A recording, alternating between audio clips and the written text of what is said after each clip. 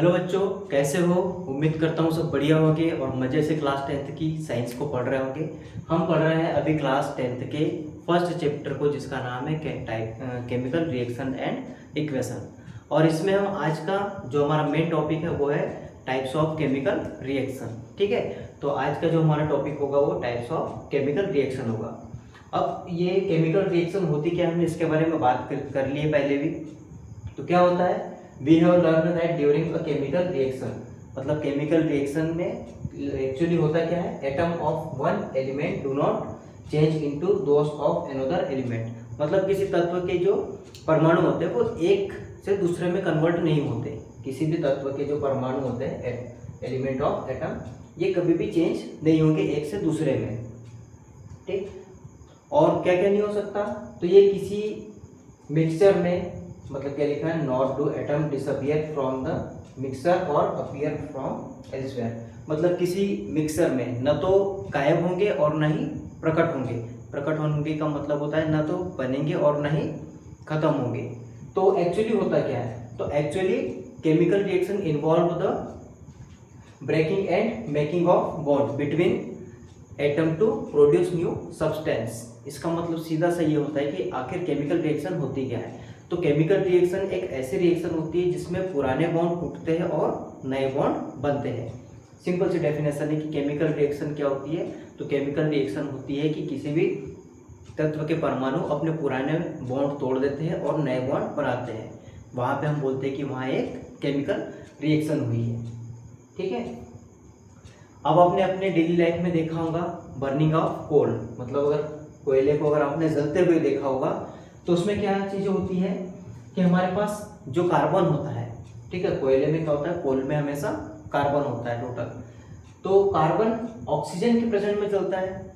ठीक है, एटमॉस्फेयर में हमारे पास क्या होती है, ऑक्सीजन होती है। तो जब कार्बन जलता है तो एटमॉस्फेयर की ऑक्सीजन के प्रेजेंट में जलता है और क्या बनाएगा, मिलके कार्बन डाइऑक्साइड। ठीक है, तो यहाँ पे हमारे पास क्या था, एक कार्बन था और दो ऑक्सीजन थे। इन दोनों ने मिलके, मतलब तीनों ने मिलके एक सब्सटेंस बनाया, कार्बन डाइऑक्साइड। ऐसे ही अगर हम वाटर की बात करें, ठीक है, तो वाटर में भी ऐसे ही होता है। बट यहाँ पहले इसकी एक इक्वेशन देख लेते हैं। कार्बन जो होता है ऑक्सीजन के प्रेजेंट में जलता है, तो एक कार्बन और एक ऑक्सीजन, हमारे पास दो एलिमेंट हो गए। और जब ये बनेंगे तो हमारे पास सिंगल प्रोडक्ट बना। मतलब हमने जो बात करी थी कि लेफ्ट हैंड साइड हम किसको लिखते हैं, रिएक्टेंट को। तो दोनों रिएक्टेंट है हमारे पास, कार्बन और ऑक्सीजन, लेकिन जो प्रोडक्ट है वो कार्बन डाइऑक्साइड बना। सेम ऐसे हम वाटर की केस में भी देखते हैं कि वाटर के पास क्या होता है, एक ऑक्सीजन होता है और दो हाइड्रोजन होते हैं। तो इनमें क्या होता है, ये भी आपस में कंबाइन होकर एक सिंगल प्रोडक्ट बनाते हैं। किस टाइप से बनाएंगे, तो यहाँ पे क्या होता है, हमारे पास हाइड्रोजन के दो एलिमेंट हो गए, ये दो हाइड्रोजन ले लिए हमने। One atom of oxygen combined with two atom of hydrogen to form water molecules. मतलब वाटर के मॉलिक्यूल्स को बनने के लिए हमें क्या चाहिए, एक ऑक्सीजन का एटम चाहिए और दो हाइड्रोजन के। तो हमने दो हाइड्रोजन के एटम ले लिए और एक ऑक्सीजन का, तो यहाँ बन गए हमारे पास दो वाटर के मॉलिक्यूल्स बन गए। तो हमने यहाँ क्या देखा कि यहाँ पे रिएक्टेंट दो थे और प्रोडक्ट सिंगल बना है। ठीक है, एक ही प्रोडक्ट बना है। तो हमने यहाँ कार्बन वाले केस में भी देखा और इसमें भी देखा, वाटर वाले केस में, कि दोनों में क्या हो रहा है, एक सिंगल प्रोडक्ट बन रहा है, मतलब दोनों के दोनों मिल रहे हैं। ठीक, अब हम चलते हैं हमारी जो मेन चीज़ें हैं इसमें टाइप्स ऑफ केमिकल रिएक्शन में। तो फर्स्ट क्या है इसमें, कॉम्बिनेशन रिएक्शन। ठीक है, अभी हमने दोनों केस में देखा कि कार्बन ऑक्सीजन और ऑक्सीजन मिलके एक CO2 बना रहा था, मतलब सिंगल प्रोडक्ट। मतलब कार्बन ऑक्सीजन मिलके CO2 बना लिया, हाइड्रोजन ऑक्सीजन मिलके वाटर बना लिया, कुल मिला के हुआ कि दोनों का कॉम्बिनेशन हुआ। तो हम इसी रिएक्शन को देख रहे हैं, क्या है ये हमारी कॉम्बिनेशन रिएक्शन। ठीक है, अब कॉम्बिनेशन में क्या होता है कि एक या एक से ज़्यादा एलिमेंट होंगे। मान लो हमारे पास हमने क्या लिए, दो एलिमेंट लिए, एक हो गया A और दूसरा हो गया B। अब ये दोनों मिलके क्या बना लेते हैं, एक AB। तो इससे बनती है हमारी, मतलब ये उधर दो थे और यहाँ सिंगल प्रोडक्ट बना। अब हम देखते हैं इसकी definition. A chemical reaction in which two or more reactant combine to form a single product. हमेशा याद रखना है कि कॉम्बिनेशन रिएक्शन में प्रोडक्ट जो होता है वो हमेशा सिंगल रहता है। तो single product is called combination reaction. तो इसका मतलब होता है कि जहाँ भी आपको कॉम्बिनेशन रिएक्शन की बात आए तो आपने फोकस किस पे करना है, प्रोडक्ट पे। प्रोडक्ट केवल एक ही बनेगा, ठीक है। रिएक्टेंट जो है वो दो भी हो सकते हैं, दो से ज़्यादा भी हो सकते हैं, लेकिन प्रोडक्ट जो होगा वो एक ही होगा। तो जहाँ भी सिंगल प्रोडक्ट बनता है वहाँ पे हमारी कॉम्बिनेशन रिएक्शन होती है। अब हमने इसकी डेफिनेशन देख ली और ऐसे सिंबल से आपको याद रखना है कि दो या दो से ज़्यादा भी रिएक्टेंट होगी लेकिन प्रोडक्ट हमारा सिंगल बनेगा। अब हम यहाँ पे एक चीज़ देखते हैं, एक्टिविटी देखते हैं। हमने क्या लिया है, कैल्शियम ऑक्साइड, ठीक है। कैल्शियम ऑक्साइड लिया है और हम उसमें इन्वॉल्व कर रहे हैं वाटर, ठीक है।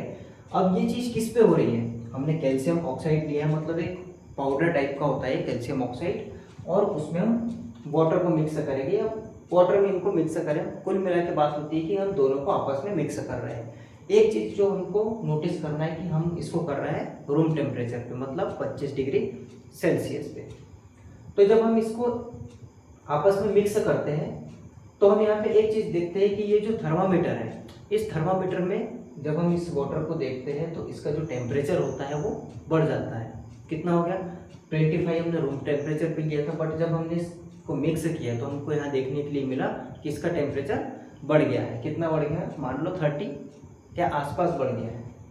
अब ये जो हमने लिया था, सबसे पहले क्या लिया था, हमने लिया था कैल्शियम ऑक्साइड, जिसको हम बोलते हैं क्विक लाइम। अगर हम इसको हिंदी में बोले तो इसको बोलते हैं बिना बुझा चूना, ठीक है। और जब बिना बुझे चूने को हमने इसमें वाटर को मिक्स किया, ठीक है। तो जब वाटर को मिक्स किया तो मिक्स करने के बाद हमको क्या मिला, स्लैक्ड लाइम, मतलब कैल्शियम हाइड्रोक्साइड, CaOH का होल राइज, जिसको हम बोलते हैं स्लैक्ड लाइम। क्विक लाइम मतलब बिना बुझा चूना, स्लैक्ड लाइम मतलब बुझा चूना, ठीक है।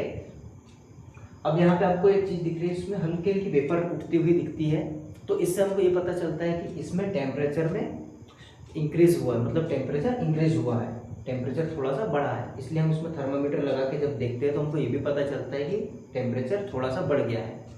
अगर हम किसी बर्तन में भी रखते हैं तो बाहर से अगर हम इसको हल्का सा टच करके देखें तो लगता है कि बर्तन का भी टेम्परेचर बढ़ गया है। तो ये क्या हुआ, हमने यहाँ पे दो चीज़ें ली थी, कैल्शियम ऑक्साइड और वाटर। दो हमारे पास रिएक्टेंट थे लेकिन जो प्रोडक्ट बना वो हमारे पास सिंगल है। तो यहाँ भी हम क्या कह सकते हैं कि ये एक कॉम्बिनेशन रिएक्शन है, ठीक। एक और चीज़ याद रखना है, हमने जो लिया था उसका नाम क्विक लाइम है, जिसको हिंदी में बोलते हैं बिना बुझा चूना, और जो बनने के बाद मिला हमको कैल्शियम हाइड्रोक्साइड, स्लैक्ड लाइम, इसको बोलते हैं बुझा हुआ चूना। अब हम कुछ चीज़ें यहाँ पे देखते हैं या फिर इंटरेस्टिंग चीज़ें हैं जो आपको डेली लाइफ में भी याद रखनी चाहिए। तो फर्स्ट है, a solution of slaked lime is produced is used to white washing wall, मतलब हमारे पास जो स्लैक्ड लाइम बना है, मतलब जो बुझा हुआ चूना, ठीक है, कैल्शियम ऑक्साइड और वाटर को जब हमने मिक्स किया तो हमारे पास जो स्लैक्ड लाइम बना, बुझा हुआ चूना, हम उसका इस्तेमाल कहाँ करते हैं, तो हम उसका इस्तेमाल करते हैं वाइट वॉशिंग वॉल, मतलब दीवारों की पुताई करने में, ठीक है, पेंटिंग के लिए। नेक्स्ट है, calcium hydroxide react slowly with the carbon dioxide in air to form a thin layer of calcium carbonate on the wall. अब हमने वाइट वॉशिंग जो की है दीवार पे, मतलब जो स्लैक्ड लाइन से हम दीवारों को सफ़ेदी करते हैं या वाइट वॉशिंग करते हैं, तो वो जो वाइट वॉशिंग होती है उसमें होता है हमारे पास कैल्शियम हाइड्रोक्साइड। वो कैल्शियम हाइड्रोक्साइड जो हमारी दीवार पे होता है वो धीरे धीरे क्या करता है, कार्बन डाइऑक्साइड के साथ रिएक्शन करता है और एकदम पतली लेयर बनाता है कैल्शियम कार्बोनेट की, ठीक है।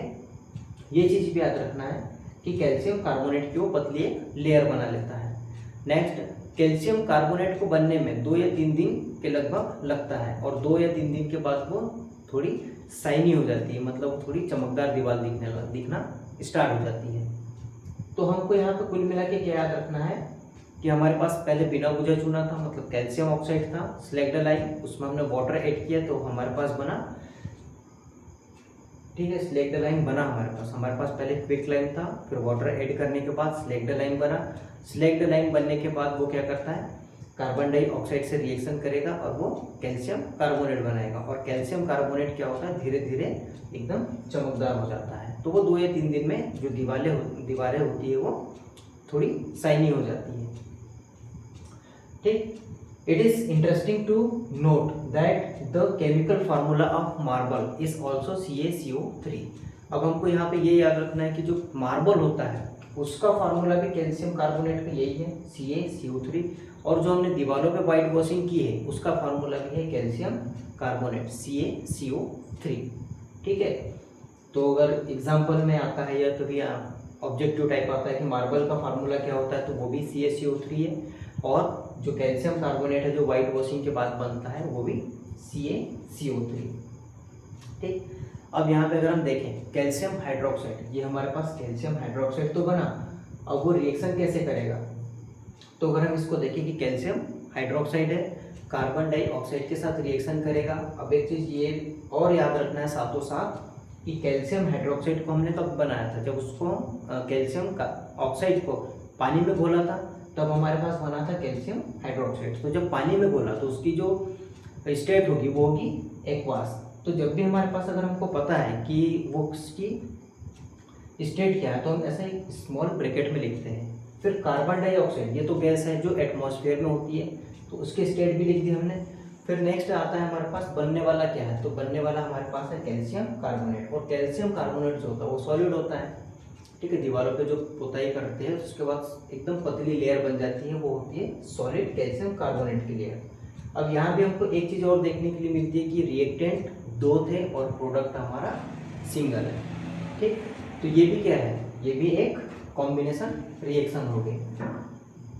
ठीक, ओ सॉरी, अगर हम यहाँ देखें तो वाटर भी है। अब ये जो वाटर है लिक्विड होता है और ये वेपोराइज हो जाएगा, सॉरी ये कॉम्बिनेशन रिएक्शन में काउंट नहीं होगा क्योंकि इसमें प्रोडक्ट जो है एक से ज़्यादा होगा। ठीक है, अब हम इसमें नेक्स्ट देखते हैं एक्सोथर्मिक रिएक्शन।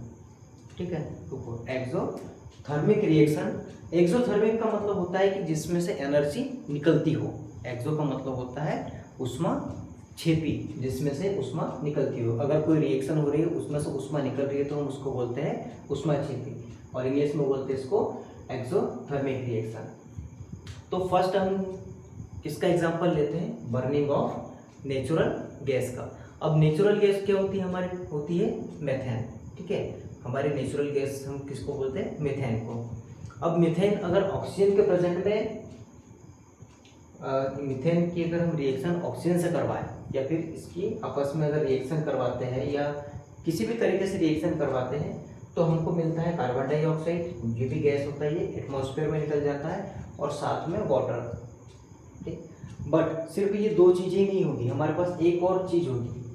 ठीक है, हम रिएक्शन कौन सी पढ़ रहे हैं, एक्सोथर्मिक। तो उसमें क्या होगा, मीथेन जो है ऑक्सीजन के प्रेजेंट में अगर रिएक्शन करता है तो कार्बन डाइऑक्साइड निकलेगा, वाटर निकलेगा, बट साथ में हमको हीट मिलेगी। आपने देखा होगा। ठीक है, हम बात किसकी कर रहे हैं, नेचुरल गैस की। अब नेचुरल गैस के एग्जांपल आपने कहाँ देखे होंगे, तो गाड़ियों में सुना होगा CNG होती है। ठीक है, CNG से चलने वाली जो गाड़ियाँ होती है, या फिर हम और कहीं भी अगर सुनते हैं तो CNG ही होती है। इसको बोलते हैं कंप्रेस्ड नेचुरल और गैस। जैसे LPG लिक्विफाइड पेट्रोलियम गैस है, वैसे CNG क्या होता है, कंप्रेस्ड नेचुरल गैस। तो ये नेचुरल गैस ही है, और कंप्रेस्ड हो गई इसका मतलब सिलेंडर में पैक करके देते हैं। तो नेचुरल गैस कौन सी होती है हमारी, मीथेन होती है। तो मीथेन जब ऑक्सीजन के साथ में रिएक्शन करता है तो कार्बन डाइऑक्साइड देगा, साथ में वाटर देगा, और मेन ये हीट देगा।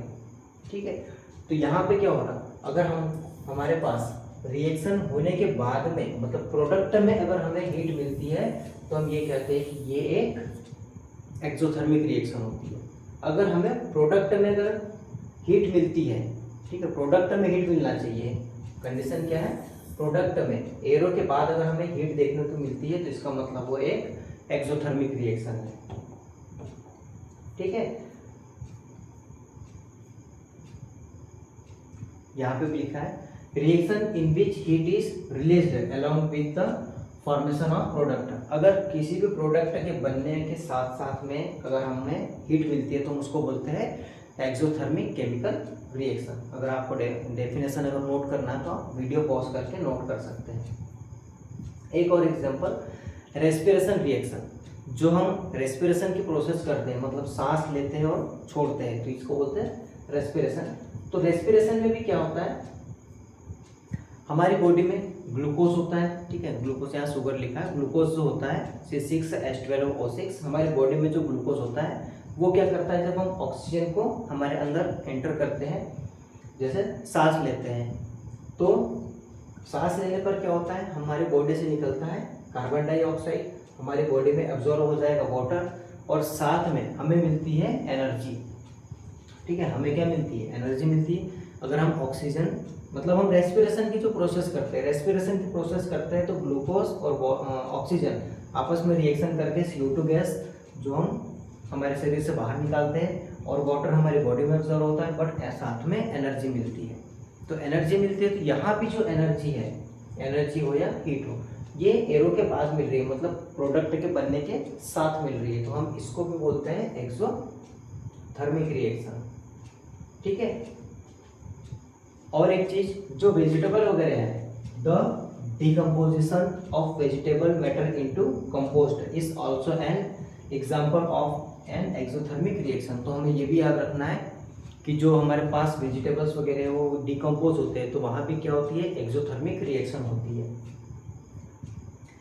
अब हमारा नेक्स्ट है एंडोथर्मिक रिएक्शन। तो एंडोथर्मिक क्या होगी, तो जैसे एक्सोथर्मिक में एनर्जी रिलीज होती थी, हीट रिलीज होती थी, वैसे ही एंडोथर्मिक में रिएक्शन को करने के लिए हमें हीट देना पड़ेगा। एक्सोथर्मिक में जो एनर्जी या हीट है वो प्रोडक्ट में मिलती थी, यहाँ एंडोथर्मिक रिएक्शन में रिएक्शन या जो हीट है या एनर्जी है वो रिएक्टेंट के साइड होगा।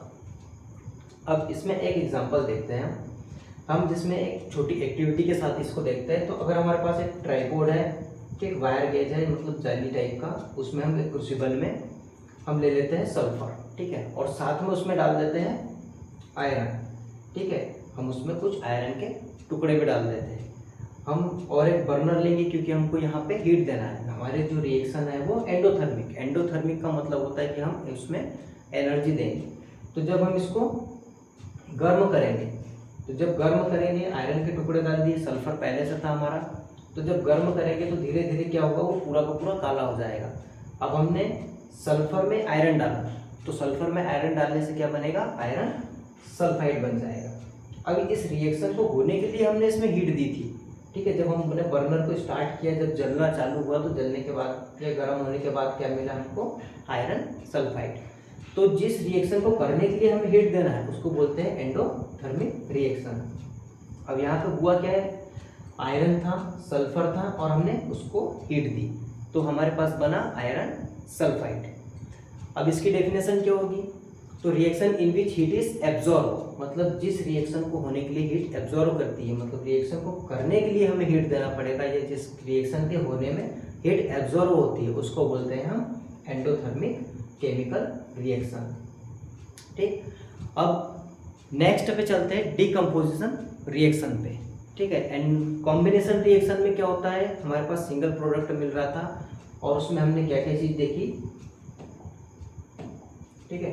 कॉम्बिनेशन रिएक्शन को याद कैसे रखोगे, तो कॉम्बिनेशन में याद रखना है कि रिएक्टेंट एक से ज़्यादा हो सकते थे, लेकिन प्रोडक्ट जो है वो सिंगल मिल रहा था, ए भी सिंगल मिल रहा था, ठीक है।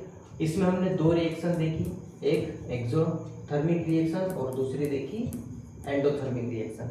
इसमें से एनर्जी निकलती है, और इसको करने के लिए इसके अंदर एनर्जी देना पड़ता है, ठीक है। रिएक्शन होने के लिए एंडोथर्मिक रिएक्शन में हीट या एनर्जी देना पड़ेगा, एक्सोथर्मिक में प्रोडक्ट के साथ में एनर्जी निकलती है, ठीक। तो इन दो चीज़ों को साथ में याद रखना है, कॉम्बिनेशन रिएक्शन के साथ में एक्सोथर्मिक रिएक्शन और एंडोथर्मिक रिएक्शन। अब हमारे पास जो है वो सेकंड है डिकम्पोजिशन रिएक्शन। अब ये कॉम्बिनेशन का अपोजिट होगा, कॉम्बिनेशन का अपोजिट कैसे, हमारे पास सिंगल रिएक्टेंट था, बट रिएक्शन के बाद क्या होगा, वो टूट के दो पार्ट में या दो से ज़्यादा पार्ट में टूट जाएगा। तो सिंगल प्रोडक्ट जब टूट के दो या दो से ज़्यादा पार्ट में डिवाइड हो जाता है, मतलब सिंगल रिएक्टेंट था और प्रोडक्ट हमारे पास दो या दो से ज़्यादा भी हो सकते हैं, तो इसको बोलते हैं डिकम्पोजिशन रिएक्शन, ठीक। इसके डेफिनेशन भी अगर तुम देखना चाहो तो a chemical reaction in which a compound, ठीक है, in which a compound is split into two or more simple substance is called as decomposition reaction. मतलब जो हमारे पास सिंपल कंपाउंड था, एक कंपाउंड था, वो टूट के 2 या 3 में, ये 2 या 2 से ज़्यादा में चेंज हो गया या कन्वर्ट हो गया या स्प्लिट हो गया, तो उसको बोलते हैं डिकम्पोजिशन रिएक्शन। ठीक है। Can take place under 3 condition. अब ये भी जो है कब होगा, 3 कंडीशन दिए हुए हैं। एक तो मतलब अगर कोई चीज़ अगर अपने छोटे छोटे पार्ट में डिवाइड हुई है तो उसके लिए 3 कंडीशन है। पहला, एक तो वो हीट के कारण हुआ होगा, दूसरा लाइट एनर्जी के कारण, या तो तीसरा इलेक्ट्रिसिटी के कारण। 3 हमारे पास कंडीशन है। तो इन तीनों के साथ कारण ही कोई एक सब्सटेंस टूट के अपने छोटे छोटे पार्ट में डिवाइड हुआ होगा। अब हम यहाँ पे देखते हैं सबसे पहले एक छोटी सी एक्टिविटी के साथ में। ठीक है। अब हम हीट किसको कर रहे हैं, तो हम हीट कर रहे हैं यहाँ पे कैल्शियम कार्बोनेट को। अब फार्मूला आपको याद होगा तो अच्छी बात है। जो मैंने कैल्शियम कार्बोनेट का फार्मूला बताया था तो वो पीछे बोला भी था कि ये मार्बल का भी फार्मूला है। ठीक है, मार्बल का ही फार्मूला है कैल्शियम कार्बोनेट। ठीक। अब हम यहाँ पे एक्टिविटी कर रहे हैं। एक्टिविटी में क्या है, कैल्शियम कार्बोनेट को हीट कर रहा है, मतलब गर्म कर रहा है। अब आपको यहाँ पे दिख रहा होगा कि हमने यहाँ पे कुछ वाइट पाउडर लिया है, तो ये है हमारा कैल्शियम कार्बोनेट। ठीक है। और एक चीज़ हमारे पास बुनसन बर्नर है, मतलब बर्नर है जिससे हम गर्म करेंगे। स्टैंड लगा के रखा है जिसमें एक तरफ टेस्ट ट्यूब है, दूसरी तरफ भी टेस्ट ट्यूब है, और दोनों को उल्टे यू आकार की एक ट्यूब से हमने कंबाइन करके रखा है। एक और चीज़ हमने साथ में रखी है, कैल्शियम हाइड्रोक्साइड सॉल्यूशन। मतलब यहाँ पे क्या है हमारे पास, ये जो सॉल्यूशन है वो कैल्शियम हाइड्रोक्साइड का है। अब कैल्शियम हाइड्रोक्साइड कब बना होगा, तो हमने कैल्शियम ऑक्साइड को जब वाटर में ऐड करते हैं तो कैल्शियम हाइड्रोक्साइड बनता है, लाइम वाटर। ठीक है, ठीक, इसको बोलते हैं लाइम वाटर। अब हम एक्टिविटी को देखते हैं। तो जैसे ही हम बर्नर को गर्म करते हैं, मतलब बर्नर को चालू करते हैं, तो कैल्शियम जो कार्बोनेट है वो धीरे धीरे गर्म होने लगता है, और यहाँ से कार्बन डाइऑक्साइड गैस जो है निकल कर इसमें आती है। ठीक है, आपको दिख रही होगी कि जब हम बर्नर को स्टार्ट करते हैं तो यहाँ से जो कार्बन डाइऑक्साइड गैस है वो इसमें से निकल के इसमें आती है। और थोड़ी देर पहले आपने देखा होगा कि ये इसमें वाइट कलर इतना नहीं था। आपको अगर रिवर्स करके दिखाऊं, अभी आप यहाँ पे देखो, जब हमने इसको जस्ट गर्म किया, अभी हमने बर्नर को बंद रखा है, उस टाइम पे आप इसको देखो तो ये थोड़ा मतलब हल्का सा दूधिया कलर का है, मतलब थोड़ा हल्का सा डार्क है, या आप इसको बोल सकते हैं कि थोड़ा सा ट्रांसपेरेंट है। बट जैसे ही हम बर्नर को स्टार्ट करते हैं, बर्नर को चालू किया, तो कैल्शियम कार्बोनेट गर्म होना चालू हुआ और उसमें से कार्बन डाइऑक्साइड गैस निकल के इसमें आने लगी। और जैसे जैसे कार्बन डाइऑक्साइड इसमें आएगी, इसका कलर जो है मिल्की हो जाएगा, मतलब दूधिया कलर हो जाएगा। ठीक, तो कार्बन डाइऑक्साइड इसमें आते ही इसका कलर जो होता है थोड़ा वाइट हो जाता है। तो ये एक्टिविटी क्या है, हीटिंग ऑफ कैल्शियम कार्बोनेट की। मतलब कैल्शियम कार्बोनेट को हम जब गर्म करते हैं तो उसमें से हम देख रहे हैं कि CO2 गैस बाहर निकल रही है। ठीक, अब ये क्या हुआ, टर्न मिल्की, मतलब हल्का सा दूधिया कलर हो गया। और हमारे पास आखिरी में यहाँ क्या बचेगा, कैल्शियम ऑक्साइड बचेगा, क्योंकि कार्बन डाइऑक्साइड तो यहाँ से इधर आ गई है। ठीक है, कार्बन डाइऑक्साइड वहाँ से निकल कर इधर आ गई। अगर हम इसकी केमिकल रिएक्शंस को देखें कि आखिर में हुआ क्या क्या है, तो हमारे पास सबसे पहले था कैल्शियम कार्बोनेट, हमने यहाँ पे लिया था कैल्शियम कार्बोनेट, उसको हमने हीट दी। ठीक, और जैसे हीट दी, हीट देने के बाद क्या हुआ, वो टूटा कैल्शियम ऑक्साइड में। हमारे पास यहाँ पे जो है कैल्शियम ऑक्साइड बचा। ठीक, और साथ में जो बचा हुआ CO2 वो कहाँ चला गया, इसमें। ठीक है, turn milky used in manufacturing of cement. और इसका इस्तेमाल कहाँ करते हैं, कैल्शियम ऑक्साइड का इस्तेमाल करते हैं सीमेंट को बनाने में। अब हमारे पास और एक चीज़ थी CO2 गैस, जो उसमें से निकल कर इस तरफ आ गई। तो अगर हम इसको अगर हम देखें टोटल रिएक्शन को, तो कैल्शियम कार्बोनेट को अगर हम हीट देते हैं तो वो तो था हमारे पास सिंगल प्रोडक्ट, मतलब सिंगल कंपाउंड, और वो टूट गया 2 पार्ट में। तो हम इसको बोलते हैं डिकम्पोजिशन रिएक्शन। ठीक है, सिंगल प्रोडक्ट था और टूट के, या सिंगल रिएक्टेंट था और टूट के 2 पार्ट में डिवाइड हो गया, 2 अपने छोटे पार्ट में स्प्लिट हो गया, टूट के अलग अलग हो गया, उसको बोलते हैं डिकम्पोजिशन रिएक्शन। अब हम देखते हैं हीटिंग ऑफ फेरस सल्फेट। अब आपने फेरस सल्फेट का भी नाम सुना होगा, बुक में भी है ये एक्टिविटी।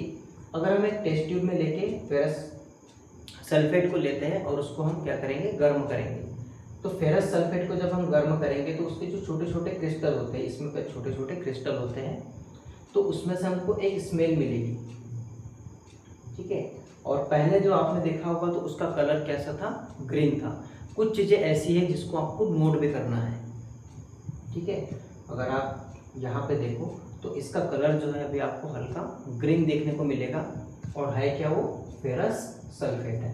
तो जब हम फेरस सल्फेट को गर्म करते हैं, जब बर्नर के बुनसन बर्नर से उसको हम गर्म करेंगे, तो गर्म करने पे हमको क्या मिलेगा, पहली चीज़ तो वो ग्रीन कलर का था, और जब गर्म करते हैं, जब हीट देते हैं, तो वो ट्रांसपेरेंट हो रहा है। यहाँ पे आपको देखो तो उसका कोई कलर नहीं, कलरलेस हो गया।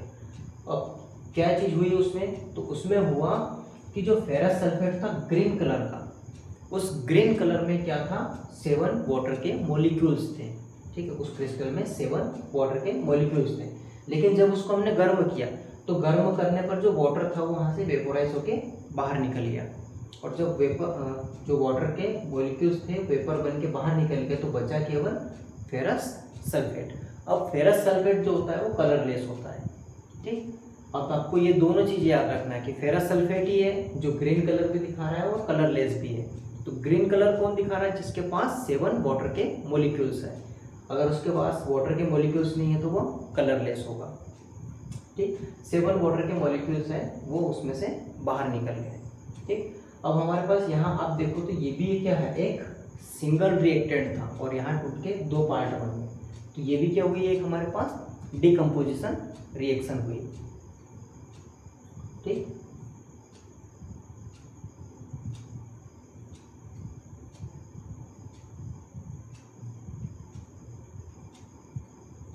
एक चीज और है, do not point the mouth of boiling tube at your neighbours और योर सेल्फ। मतलब जब इसको हम गर्म कर रहे हैं तो यहाँ पे हमारा मुंह नहीं रखना है। अब जो फेरस सल्फेट है, इसको जब हमने गर्म किया, तो यहाँ पे कुछ और चीज़ें इंटरेस्टिंग हैं जो आपको देखने के लिए मिलेगी। जो फेरस सल्फेट है, अब ये वाला जो फेरस सल्फेट है, अगर हम इसको धीरे धीरे गर्म करते ही रहें, ठीक है।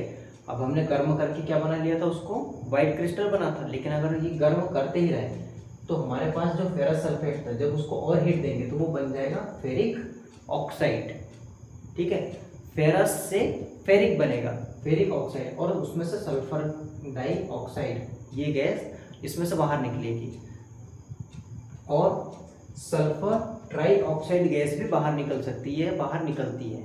तो जो फेरस सल्फेट होता है उसमें से फेरिक ऑक्साइड जब बनेगा तो सल्फर डाइऑक्साइड या सल्फर ट्राइऑक्साइड ये बाहर निकलती है। तो इसी कारण बोला जाता है कि वहाँ पे हमें अपना मुंह या नाक नहीं रखना है, ठीक है, क्योंकि स्मेल जो होती है बहुत मतलब हमारे लिए अच्छी नहीं होगी सल्फर डाइऑक्साइड या सल्फर ट्राइऑक्साइड की। अब नेक्स्ट एक और एक्टिविटी है हीटिंग ऑफ लेड नाइट्रेट।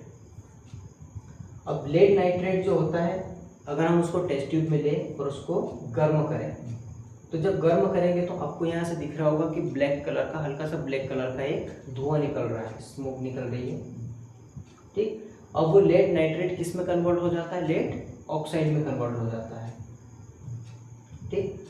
अब यहाँ पे देखोगे brown fumes of nitrogen oxide, इसमें से नाइट्रोजन ऑक्साइड निकलती है, तो ब्राउन कलर का जो फ्यूम होती है, मतलब हल्का हल्का धुआं जो होता है वो निकल रहा है इसमें से। तो हमने पहले लिया था लेड नाइट्रेट और बन गया वो लेड ऑक्साइड। अब यहाँ पे हम इसका फार्मूला देखते हैं। लेड नाइट्रेट क्या होता है, PbNO3 और उसका होल ट्वाइस, ठीक है। और ये हमारा हमने लिया था सॉलिड स्टेट में। अब जब हमने उसको हीट दी, गर्म किया, तो गर्म करने पर हमारे पास क्या मिला, लेड ऑक्साइड, और लेड ऑक्साइड के साथ में नाइट्रोजन डाइऑक्साइड भी बाहर निकला, NO2, ठीक है। NO2 बाहर निकला और साथ में ऑक्सीजन गैस भी निकलती है, ठीक। तो यहाँ पे हम क्या देख रहे हैं कि हमारे पास था सिंगल रिएक्टेंट और वो 3 पार्ट में टूट गया। तो यहाँ पे क्या हुई, डिकम्पोजिशन रिएक्शन। हम अभी क्या पढ़ रहे हैं, डिकम्पोजिशन रिएक्शन। तो हम इन सभी एक्टिविटी में भी वही देखेंगे कि हमने एक सिंगल रिएक्टेंट लिया था और प्रोडक्ट जो है हमारे पास 2 या 2 से ज़्यादा मिल रहा है। ठीक है,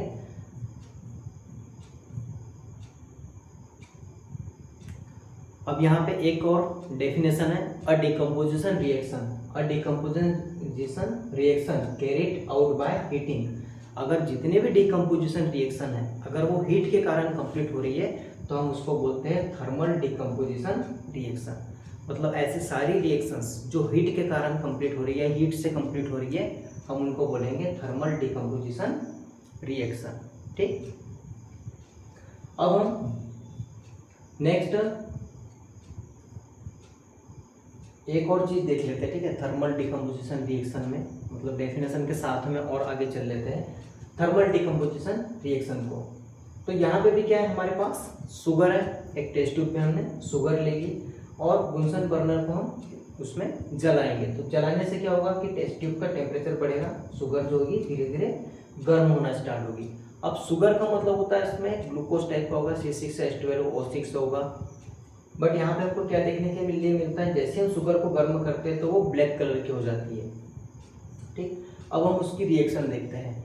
तो हमारे पास यहाँ जो शुगर है वो C12H22 और O11। ठीक, तो यहाँ पे शुगर को जैसे हम गर्म करते हैं तो गर्म करने पे ये हमारे पास कार्बन बचा और साथ में जो वाटर होगा वो वेपर बन के निकल जाएगा। ठीक, तो जो ग्लूकोज है मतलब ये शुगर है, तो शुगर को जब हम गर्म करते हैं तो कार्बन हमारे पास बच जाता है और वाटर यहाँ से आपको देखने के लिए मिल रहा होगा कि वेपर के फॉर्म में बाहर निकल रहा है। तो ये जो रिएक्शन है ये कब कंप्लीट हुई, जब हमने इसको हीट दी। तो जब भी किसी रिएक्शन को करने के लिए हम हीट देंगे, और याद रखना है कि हीट दे रहा है इसका मतलब एक ट्रायंगल जैसा सिंबल बनेगा जिसको हम बोलते हैं डेल। तो डेल का सिंबल बना मतलब हमने हीट दी है। तो जब शुगर को हम गर्म करते हैं तो वो कार्बन और वाटर में टूट जाता है। अब इस रिएक्शन को करने के लिए हमने हीट दी, इसलिए इसको बोलते हैं थर्मल डिकम्पोजिशन रिएक्शन। ठीक है, अब इसको बैलेंस करना बचता है तो 12 और 11 से बैलेंस हो जाता है। अब हम यहाँ कंक्लूजन पे क्या निकले, तो वही डेफिनेशन है, a decomposition reaction carried out by heating is called as thermal decomposition reaction. एक और बार डेफिनेशन हमने देख ली, इससे पहले भी एक बार हमने देखा था, यही वाली डेफिनेशन थी। अब हमने क्या क्या चीज़ देखी, तो हमने हीटिंग ऑफ कैल्शियम कार्बोनेट देखा, हीटिंग ऑफ फेरस सल्फेट देखा, हीटिंग ऑफ लेड नाइट्रेट और हीटिंग ऑफ शुगर। हमने इन चारों को गर्म किया और गर्म करने के बाद देखा ये हमारे पास सिंगल रिएक्टेंट थे। जब गर्म किया तो हमारे पास एक से ज़्यादा या 2 से ज़्यादा हमारे पास प्रोडक्ट बने, मतलब ये सिंगल रिएक्टेंट टूट टूट के 2 या 3 में स्प्लिट हो गए। तो यहाँ पे किसके कारण हुए, तो वो हुए हीट के कारण। तो हीट के कारण हुए, इसलिए इन सभी रिएक्शंस को हम किस में काउंट करेंगे, थर्मल डिकम्पोजिशन रिएक्शन में। ठीक है, अब आगे चलते हैं। ठीक, आपने अगर देखो सनलाइट में अगर हमने सिल्वर ब्रोमाइड को रखा, ठीक है, हमने सिल्वर ब्रोमाइड को अगर सनलाइट में रखा तो यहाँ पर रिएक्शन क्या होती है, अगर हम सनलाइट के सामने किसी चीज को रखते हैं, ठीक, और उसमें रिएक्शन हो रही है, तो हम क्या बोलते हैं कि ये decomposition reaction due to light, मतलब लाइट के कारण हो रही है। तो इसको हम क्या बोलेंगे, इसको भी एक सिंपल सा नाम देंगे कुछ देर बाद। ठीक है, अगर इसमें ध्यान दें तो पहले जो हमारे पास सिल्वर ब्रोमाइड होता है वो थोड़ा वाइट कलर का होता है, और उसको जब हम सनलाइट में रखते हैं तो सनलाइट में रखने के बाद उसका जो कलर होता है वो चेंज हो जाता है। ठीक, तो सिल्वर ब्रोमाइड जो है हमारे पास, ठीक, उसको सनलाइट में रखते हैं तो सिल्वर और ब्रोमीन ये दोनों के दोनों इसमें से अलग हो जाते हैं। सिल्वर ब्रोमाइड था AgBr, तो Ag और Br तो अलग अलग हो गया। इसको अब बैलेंस भी करना है। पिछली क्लास में हमने इस केमिकल इक्वेशंस को बैलेंस करना सीखा है। तो जहाँ भी केमिकल इक्वेशन आती है तो अगर बैलेंस नहीं है तो आपको खुद से बैलेंस करना है। ठीक है, तो जैसे सिल्वर ब्रोमाइड की रिएक्शन होती है same as it is silver chloride की भी रिएक्शन होती है। और उसमें क्या होगा, सनलाइट में अगर हम इनको रखते हैं तो सिल्वर अलग हो जाता है और ये जो हैलोजन होते हैं वो अलग हो जाते हैं। ठीक है, ब्रोमीन क्लोरीन इनको हैलोजन बोलते हैं। ठीक, बैलेंस करने का काम आपको करना है। अब यहाँ पे मैंने कहा था कि इसको हम एक नया नाम देंगे, जैसे पिछली क्या थी, थर्मल डिकम्पोजिशन रिएक्शन थी, वैसे ये क्या है, decomposition due to light is called photolysis. ठीक है, इसको हम नाम क्या देते हैं, फोटोलाइसिस। अगर लाइट के कारण कोई रिएक्शन हो रही है, मतलब डिकम्पोजिशन रिएक्शन हो रही है, तो उसको हम बोलेंगे फोटोलाइसिस। अब डेली लाइफ में आपने इनके बारे में देखा होगा कि जो पुराने टाइम में जो फोटो वगैरह होती थी, आजकल तो डिजिटल फोटो कैमरा प्रिंटर वगैरह आ गया, लेकिन जो पहले के टाइम में होता था, जो फोटो खींचते थे, तो फोटो खींचने के बाद क्या करते थे, उसको ब्लैक एंड वाइट फोटो को क्या करते थे, ऐसा टांग देते थे और हल्की धूप और लाइट्स पड़ने से उस पर कलर आते थे। Both this reaction are used in black and white photography during the process of developing. मतलब पहले के टाइम में क्या होता था, फोटो को खींचने के बाद ब्लैक एंड वाइट करने के बाद उनको सूखने के लिए टांगा जाता था हल्की धूप में, ताकि वो अपना कलर चेंज कर सके। ठीक, अब फोटोलाइसिस में इतना ही है। अब हम थर्ड देखते हैं। ठीक है, थर्ड देखते हैं। अब यहाँ पे क्या हो रहा है, हमने एक प्लास्टिक का मग ले लिया है। ठीक है, प्लास्टिक का मग ले लेते हैं, उसमें रबर से उसको 2 छेद करके रबर से पैक करेंगे और साथ में 2 टेस्ट ट्यूब उसमें उल्टी लगा देंगे, जैसा आपको डायग्राम में दिख रहा है। ये रबर का जग है, 2 छेद है इसमें, ठीक है, और 2 टेस्ट ट्यूब हमने उल्टी इसमें रबर में लगा के रखी है। साथ में स्टॉप्ड कैथोड है। ठीक, स्टॉपर कैथोड मतलब 2 हमने वायर जोड़े हैं, 2 इलेक्ट्रोड है हमारे पास, तो एक तरफ कैथोड है, एक तरफ एनोड है। अब हम इसमें पानी भर देंगे। उसके बाद स्विच अगर हम देखें तो स्विच को क्या करेंगे, जब स्विच को चालू करेंगे तो इसमें केमिकल रिएक्शन होगी। एक चीज़ और साथ में, ये जो हमने एनोड और कैथोड ली है, ठीक है, वो एक तरफ ग्रेफाइट रॉड है, ठीक है, दोनों तरफ ग्रेफाइट रॉड है। ठीक है, ये जो एक्टिविटी इसमें दोनों साइड ग्रेफाइट के रॉड है, और इसमें हमने भरा है सिर्फ वाटर। अब हम क्या करते हैं, dilute sulphuric acid. Dilute sulphuric acid का मतलब पतला वाला, जो थोड़ा पतला होगा, सल्फ्यूरिक एसिड H2SO4, उसको क्या करेंगे, थोड़ा सा वाटर में ऐड करेंगे ताकि रिएक्शन हो। प्योर वाटर में इलेक्ट्रिसिटी उतना काम नहीं करती, बट थोड़ी सी ड्रॉप इसमें डालेंगे। Acidified water is the water mixer with few drop of acid. Acidified water is used to produce ions. मतलब प्योर वाटर जो होता है वो आयन वगैरह कोई रिएक्शन नहीं करेगा, बट हल्का सा एसिडिक या बेस कर देते हैं तो वो आयंस को प्रोड्यूस कर देता है। तो थोड़ा सा हमने क्या किया, उसमें सल्फ्यूरिक एसिड मिला लिया। अब सल्फ्यूरिक एसिड मिला लिया और जब हम स्विच को ऑन करेंगे तो आपको देखने के लिए मिलेगा क्या, अभी हमने जैसे मिलाया और हम जब स्विच को ऑन करेंगे, तो जैसे स्विच को ऑन करेंगे तो आपको देखने के लिए मिलेगा इसमें हल्के हल्के, ये ग्रेफाइट जो रॉड है इसमें बबल्स देखने को मिलेंगे। और बबल्स देखने के साथ में क्या होगा, एक तरफ वाटर लेवल बढ़ेगा, एक तरफ कम होगा। और कम क्या होगा, जो वाटर है वो टूटेगा। वाटर क्या होता है, वाटर होता है हमारा H2O। तो ये किस में टूटेगा, हाइड्रोजन और एक, ये टूटेगा हाइड्रोजन और ऑक्सीजन में। ठीक, बट अगर हम देखें इसमें तो यहाँ टेस्ट ट्यूब में हमको एक तरफ वाटर लेवल ज़्यादा मिलेगा, एक तरफ कम मिलेगा। अब वाटर का फार्मूला होता है H2O, मतलब हाइड्रोजन ज़्यादा ऑक्सीजन कम। तो जिसमें ज़्यादा स्पेस है, मतलब उसने ज़्यादा स्पेस कवर करके रखा है, तो उसमें ज़्यादा वाला हाइड्रोजन है और कम वाला ऑक्सीजन है। ठीक, कई बार ऐसा होता है, इसका डायग्राम बनाने के लिए भी आता है, तो डायग्राम में याद रखना कि सिंपल सा मैकेनिज्म है इसका, सिंपल से डायग्राम बना सकते हो। और वाटर लेवल में याद रखना, ज़्यादा गैप है ऊपर, इसका मतलब वहाँ हाइड्रोजन गैस है, और कम गैप है तो ऑक्सीजन। अब हम इसका क्या देखते हैं, इसकी रिएक्शन। तो वाटर था हमारे पास H2O, उसमें हमने इलेक्ट्रिसिटी दी, और इलेक्ट्रिसिटी देने से हाइड्रोजन और ऑक्सीजन दोनों कण इसमें टूटकर दोनों बन गए। अब इसको जब बैलेंस करने की बात आएगी तो बैलेंस आपको कर लेना है फटाफट।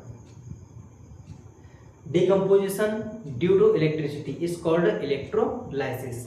तो फर्स्ट क्या था हमारा, हीट से हो रही तो हम उसको बोलते थे थर्मल डिकम्पोजिशन, अगर लाइट से हो रही थी तो फोटोलाइसिस, और इलेक्ट्रिसिटी के कारण हो रही तो इलेक्ट्रोलाइसिस।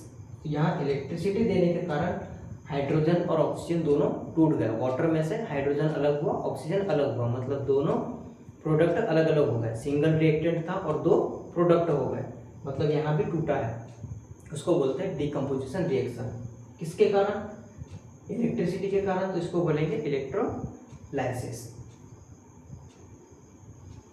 अब इसका इस्तेमाल ज़्यादातर कहाँ करते हैं? यूसेस ऑफ इलेक्ट्रोलाइसिस का extraction of metal like sodium aluminium electroplating, मतलब सोडियम एल्यूमिनियम इलेक्ट्रोप्लेटिंग में इसका इस्तेमाल होता है। ठीक, अब हम जो थर्ड वाली जो टाइप्स ऑफ केमिकल रिएक्शन, मतलब थर्ड वाली जो रिएक्शन है केमिकल रिएक्शन, तो उसको पढ़ने से पहले आपको एक्टिविटी सीरीज को थोड़ा सा याद करना पड़ेगा। ठीक, तो थर्ड को हम नेक्स्ट वीडियो में कवर करेंगे, बट रिएक्टिविटी सीरीज को आप लर्न करके रखेंगे तब तक। ठीक है, और बस इतनी चीज़ें बताऊंगा इसमें आज के लिए। क्या कि जो सबसे ज़्यादा रिएक्टिव होती है वो मोस्ट रिएक्टिव ऊपर है और कम रिएक्टिव नीचे है। ठीक, और रिएक्टिविटी सीरीज डिक्रीज ऑर्डर में है। ठीक, तो पोटेशियम से लेके गोल्ड याद रखना, पोटेशियम सबसे ज़्यादा रिएक्टिव होता है और गोल्ड सबसे कम। और एक डेफिनेशन है यहाँ पे, the arrangement of metal in the increasing or decreasing order of reactivity is called the reactivity series of metal. तो ये भी एक डेफिनेशन भी आपको कंप्लीट याद कर लेना है, नोट कर लेना है। और इसके बाद की जो केमिकल रिएक्शन है, ठीक, डिस्प्लेसमेंट रिएक्शन, तो इसको हम करेंगे नेक्स्ट वीडियो में। ठीक है, तब तक आप इन दो मेथड को कीजिए। कौन सी आज हमने किसको किसको देखा है? तो सबसे पहले तो कॉम्बिनेशन रिएक्शन को देखा है, कॉम्बिनेशन रिएक्शन, और उसमें भी कौन सा? एक एक्सोथर्मिक और एक एंडोथर्मिक। फिर आता है हमारा डिकम्पोजिशन रिएक्शन को, इसमें हमने 3 पार्ट देखे। ठीक है, एक हीट के कारण हुआ तो हम उसको बोलते हैं थर्मल रिएक्शन, दूसरा लाइट के कारण हुआ उसको बोलते हैं फोटोलाइसिस। ठीक है,